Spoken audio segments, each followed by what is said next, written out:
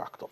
I will come back to you to ask you exactly what you consider that reality to be.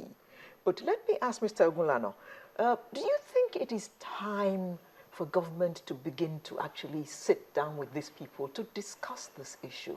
Because too many lives are being lost. Do we know exactly what they want?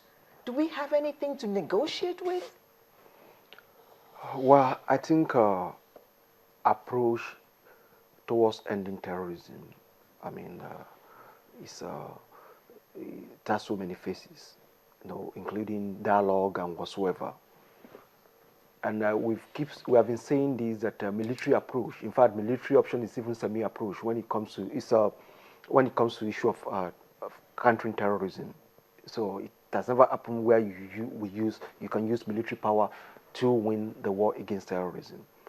And if you look at since 1968, if you look at most of these terrorist organizations, how they end, it's either 43% of them, it's either they get integrated into political system, like what happened in Palestine, the issue of Hamas, Hezbollah in Lebanon, or the police and intelligence organization get some of them killed or get them some of them in prison, because there's no way.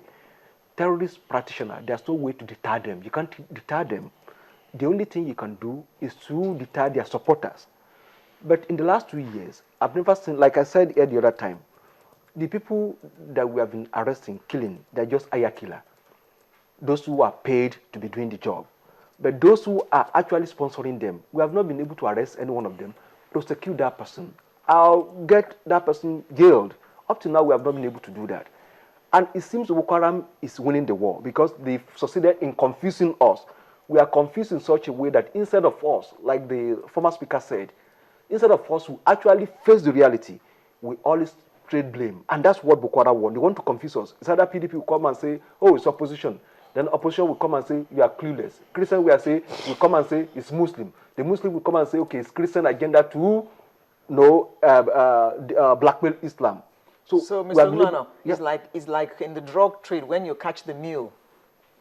That one he's dispensable. Yeah. It doesn't matter in the scheme of things.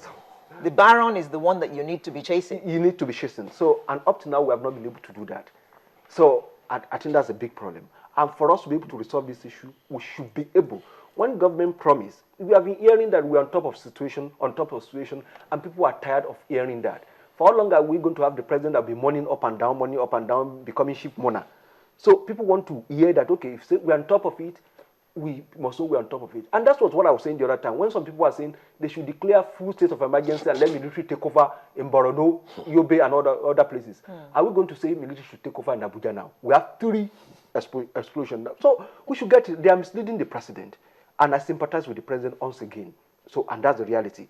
For us to be able to get to the root of this thing, the supporters of this, now I've talked to some people, and I don't know whether some of you have done that. People will not even care if any of the senior government officials is attacked today. But attacking ordinary people, innocent citizens, is their problem. It tells you that the terrorists are winning the war one way or the other, and we are not very careful about that. It means the government is losing support. It means the government is becoming far unpopular, whereas people are now getting sentiment, a kind of sympathy for terrorists. We need to do something about this.